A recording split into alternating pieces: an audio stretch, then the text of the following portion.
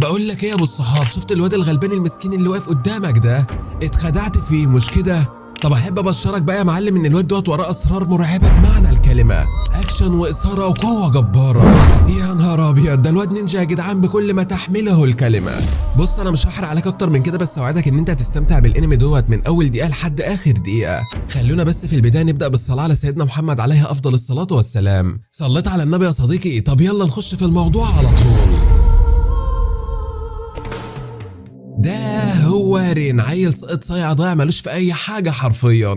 كان قاعد على كرسي الاعترافات قدام الاب كريستي اللي كان بيساله عن الخناقه اللي حصلت معاه ووشه ازاي متشلفط كده، ولكن رين كان بينكر وقتها ان هو اتخانق وبيقول له ان الاصابات اللي في وشه ديت كانت بسبب نتيجه وقوعه على الارض. الاب كريستي بيقوم وبيمسك في خناق الولد رين وبيقول له انت كداب يالا، انت ولد مشاغب جدا، انا مش هفضل احميك طول عمرك يا روح ماما، وان من الافضل ان هو ينتبه لتصرفاته ويكون شاطر زي اخوه يوكي اللي خلاص بكره هيسيبه ومنتقل لمدرسه في الاكاديميه الجديده علشان يكمل دراسته فيها. بس رين وقتها كان مصر ان هو ما عملش اي حاجه غلط وان هو مش قادر يشرح اللي حصل كويس. بعدها بنشوف الحاج رين مع اخوه يوكي علشان يهتم بجروحه شويه، ويوكي ساعتها بيقول له ان هو خلاص هيمشي بكره للمدرسه، بس للاسف مش هينفع يمشي ويسيبه في حالته المتدهوره ديت، لازم يطمن عليه، وكمان بنصحه ان هو يسمع كلام الاب كريس وما يزعلوش مره تانية. رين بيبدا يوضح لاخوه اللي حصل وبيقول له ان هو شاف شويه عيال بيقتلوا الحمام في الشارع بطريقه وحشيه، فدخل علشان يمنعهم ويعلمهم الادب، ولكن كالعاده سوء حظه بيتقلب عليه. العيال مسكوه انه علقه موت حرفيا واتفصل من شغله وبقى عاطل تماما. في نفس اللحظه بيدخل عليهم اتنين من اللي شغالين في الكنيسه وبيقول له احنا سمعنا كل حاجه، وبيعرفوا ان في شغل جديد طالبين فيه موظفين بدوام جزئي وممكن يروح يقدم فيه. العيال بتتحمس وبتعاونوا علشان يظبطوا له لبسه كده ويخلوه اخر شياكه علشان المقابله اللي هو رايحها. رين بعدها بيقابل الاب كريس ونازل من الكنيسه وبيودعه، وبيكون معاه بنت صغيره ما جايباها علشان الاب كريس يدعي لها ويبعد عنها الارواح الشريره. كريس بيفرح ان ابنه هياخد خلاص خطوه، بيقول له ان هو يتصرف كويس ويكبر ويلتزم بالشغل علشان ينجح فيه. الحاج رين بالفعل يا صديقي بيروح على السوبر ماركت اللي طالبين فيه موظفين وبيقابل الست صاحبه المكان، الست الغريبه اللي بتطلب منه من اولها شغل متعب جدا عليه، وبالرغم ان هو بيحاول يكون قوي بس دايما حظه السيء بيتحكم فيه وكل شويه تقع منه حاجات على المديره بتاعته. في النهايه بيقعد لوحده وبيقول ان حظه زي الزفت حرفيا وان هو فاشل ومفيش اي امل فيه، ولكن بالصدفه بتيجي واحده من العمال وبتقول له انت قاعد لوحدك كده ليه؟ دوق يا عم الاكل اللي انا عملته. الاكل بيكون سيء جدا وطعمه اوحش من اكل مال اليتيم حرفيا. فرين بيضحك وبيقول لها انا عايز فرصه اعمل الاكل انا. بيتشجع وبيحاول ان هو يعمل حاجه صح في حياته، لما بيعمل الاكل بالفعل بيطلع طعمه لذيذ، واخيرا الخايب اتنصف. الناس واقفه توابير علشان تدوق الاكل من ايده، وساعتها المديره بتدوق الاكل بتاعه وبتقبل وظيفته بشكل رسمي. رين الخايب بيفرح جدا وبيتصل باخوه يوكو وبيقول له ان هو اتقبل اخيرا في الشغل، والكل بيكون فرحان، والاب كريس بيقول ان هم يحتفلوا بالعشاء النهارده. اليوم بيعدي كويس جدا لحد ما رين وهو في الشغل بتاعه بيشوف نفس البنت اللي كان الاب كريس بيدعي لها في الكنيسه، وبيشوف وقتها ان الشريط بتاع شعرها بيتطاير في الهواء، لما بيجري وراها بيلاقي كائن غريب ماسك الشريط وكانه شيطان صغير. رين بيتخض جدا وبيحاول ان هو ياخده منه، بس بتحصل فوضى في المكان وبتقع الحاجات على البنت، وبيجري رين بسرعه علشان ينقذها. بس المديره اول لما بتشوف المنظر دوت بتتضايق وبتقرر ان هي تفصله وبتقول انا كنت غلطانه ان انا وظفتك عندي. يا نهار ابيض يا جدعان، ايه يا عم الحاج انت الحظ ده. المهم بعد كده بنشوف الاب كريس على الجانب الاخر مع الاولاد على العشاء في الكنيسه ومستنيين الاخ رين، ولكنه بيتاخر كالعاده، فيوكو بيقرر ان هو يدور عليه بنفسه، بيلاقي قاعد في الجنينه زعلان ومش طايق نفسه حرفيا. بيقول له انت قاعد كده ليه خايف؟ فرين بيرد عليه وبيقول له ان هو اتفصل مره تانية بسبب سوء حظه. يوكو بيغضب وبيقول له ان الاب كريس هيتضايق وممكن يقطع رقبته حرفيا، ده كان فرحان بيه. وبيرجعوا سوا للكنيسه مره تانية وبيلاقوا الاب كريس بالفعل قاعد مستنيهم، ومعاه ابو البنت الصغيره اللي جاي يشكره ان رين انقذ بنته. البنت الصغيره بتشكره وبتقول له انا على فكره دايما بحس بالارواح الشريره موجودين حواليا، ولكن محدش بيصدقني، انت الوحيد يا رين اللي شفت الارواح الشريره. وبالفعل رين بياكد كلامها. الاب كريس بيتدخل بعدها وبيقول لها عامه انا فاهمك، وبيديها نبات كده تحطه جنبها علشان يمنع الارواح الشريره. بعد ما بيمشوا بقى بنشوف الاب كريس بيروح غرفه سريه في الكنيسه وبيفتح درج كده، بيلاقي فيه سيف وبيطلع منه ضوء ازرق، ضوء قوي مرعب بمعنى الكلمه، وبيتكلم وبيقول ان الوقت حان خلاص وان اللي خايف منه بدا يحصل. ايه يا عم الحاج انت اللي بيحصل؟ ما تفهمنا، انت هتسيبنا متشعلقين كده. المهم صديقي العزيز تاني يوم بنشوف رين بيصحى وبيقرا رساله من اخوه يوكو بيقول ان هو هيمشي وبنصحه ان هو يكون عاقل. بعدها رين بيلاحظ ان في حشرات غريبه منتشره في الجو، فبيجري للشارع وبيشوف ايه الموضوع، هو ايه اللي بيحصل يا جدعان. الغريب بقى ان المعلم بيلاحظ ان مفيش اي حد شايف الكائنات الغريبه ديت غيره، في نفس اللحظه رين بيشوف الاولاد اللي كانوا بيتخانقوا معاه قبل كده وبيطلبوا منه ان هو يجي علشان يتكلموا ويصافوا بعض، بس الولد الشرير اللي كان بيقتل الحمام بيهين الولد رين وقتها، وساعتها رين بيتعصب وبيضربه ضربه قويه، وهوب اول لما بياخد الضربه فجاه الولد بيتحول لكائن شيطاني بقرون واسنان غريبه وشكله مخيف ومرعب كمان. الحاج رين بيتخض وبيعرف وبيتاكد ان اللي قدامه دوت شيطان مش بشر ابدا.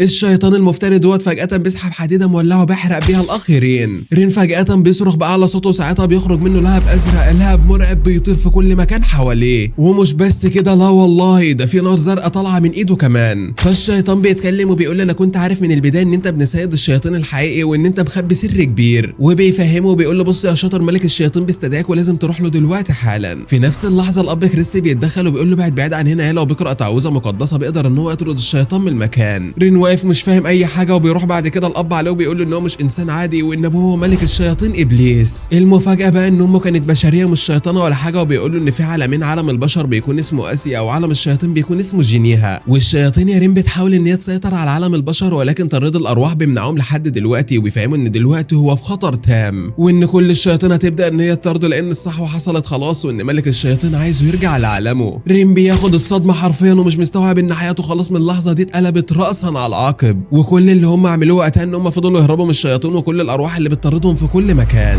وطبعا بقوه طرد الارواح والميه المقدسه اللي بيمتلكها الاب كريس كان بيقدر ان هو يدمر كل الشياطين اللي بتظهر قدامه، واخيرا بيقدروا يهربوا هم الاثنين وبيوصلوا بشكل مؤقت للكنيسه. وساعتها كريس بيأمر اتباعه من الراهبات ان هم يحموا الكنيسه لحد الصبح لان الشيطان استرو سيطر على واحد من البشر واكيد هيرجعوا يهاجموا مره ثانيه. وعلى صعيد اخر كان الولد الشرير سيطرت عليه حاله من الغضب كبيره ومره واحده بيرجع يتحول لشيطان استرو. كل هدفه دلوقتي ان هو يلاقي الولد رين وبيروح بالفعل يدور عليه. اما رين بقى وقتها كان في قبوه الكنيسه مع الاب كريس، وفجاه كريس بيديله ميراثه باعتباره ان هو ابن ملك الشياطين ابليس. الميراث دوت عباره عن سيف قوي، سيف كوما يا ساده، وبنعرف ان ده سيف قتل الشياطين ولكن كريس بيحذره في نفس الوقت ان هو يسحبه من مكانه لانه باختصار كده يا ساده هيديله قوه ورث ابليس بالفعل ولكنه هيغير شكله للابد، هيفقد شكله البشري وهيتحول لشكل شيطان.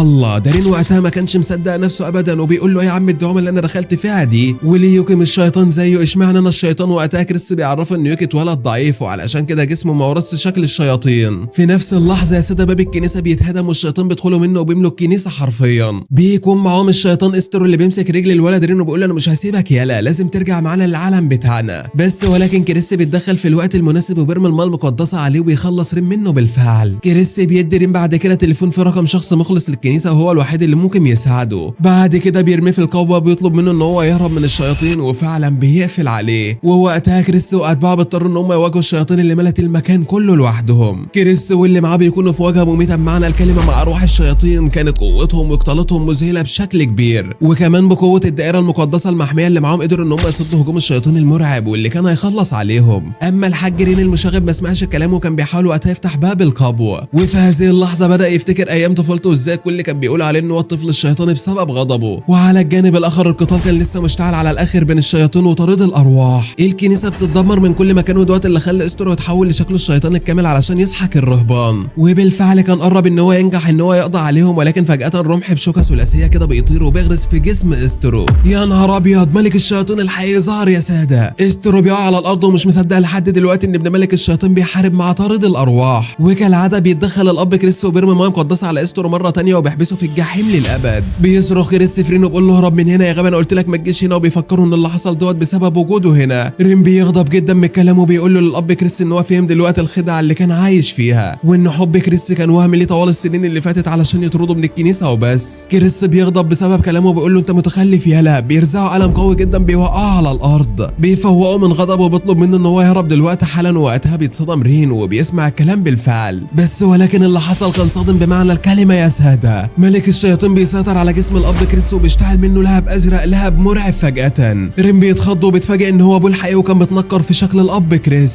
بيأمره وقتها ان هو يرجع معاه للعالم بتاعه بسرعه قبل ما جسم كريس يهلك لان مفيش جسم بشري يقدر يستحمل قوه ملك الشياطين، وان هو بعد ما يهلك اكيد هيتحول لرماد زي ما حصل مع رين قبل كده. وهنا كانت الصدمه قاتله بمعنى الكلمه. رين المسكين كان بيحاول يتسحب من ابوه الحقيقي لبوابه جينيها ولكن ساعتها جسد كريس كان بيقاوم ملك الشياطين. قرر ان هو يحمي رين لاخر نفس في حياته وان هو مش هيسيبه ابدا لوحده، وعلشان كده ملك الشياطين بيطعن جسم كريس طعنه قويه وبيقول له موت يالا، انا مش هسيبك تعمل اللي في دماغك، انا هنا ملك الشياطين وكلمتي هي اللي هتمشي. بس بس ولكن ساعتها كريس بيرمي نفسه ببوابه جناح اللي دخلها رين علشان ما يتخلاش عنه ابدا. رين بيصرخ بقى على صوته، كان عايز ينقذه وبيمسك في سيف كروما وبيستدعي قوته الشيطانيه. في اللحظه دي يا ساده بيتحول للشكل الشيطاني وبيدمر بوابه جناح بالسيف بتاعه وبينقذ جسد الاب كريس بالفعل. بس ولكن للاسف كانت الصدمه ان الاب كريس خلاص مات.